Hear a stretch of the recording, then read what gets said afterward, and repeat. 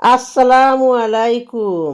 অন্য লোকের হক টকিয়ে যারা কুরবানি দিচ্ছ, নিজে বন্টনের সময় কাজসাজি করে মাংস ঢুকাচ্ছ ফ্রিজে, তাদের কথায় চিন্তা করে প্রশ্ন মনে বাসায়, আল্লাহর নামে কুরবানি দিচ্ছ নাকি মাংস খাওয়ার আশায়?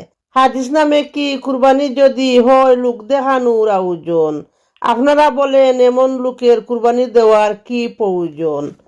ধর্মের দুহাই আঘাত লুহাই ইমান কিন্তু বাঁকা, ধর্ম ধর্ম চিল্লায় সবাই মসজিদ তাকে ফাঁকা, নিজের স্বার্থ হাসিল করতে কাম করতেছ লুকিয়ে, ধরা পড়লে বাঁচার জন্য ধর্ম দিচ্ছ ঢুকিয়ে, ধর্মের কথা মুখে থাকলেও কর্মে কিন্তু ভিন্ন, সত্যের পর্দা সরালে গায়ে নাহরমানির চিহ্ন।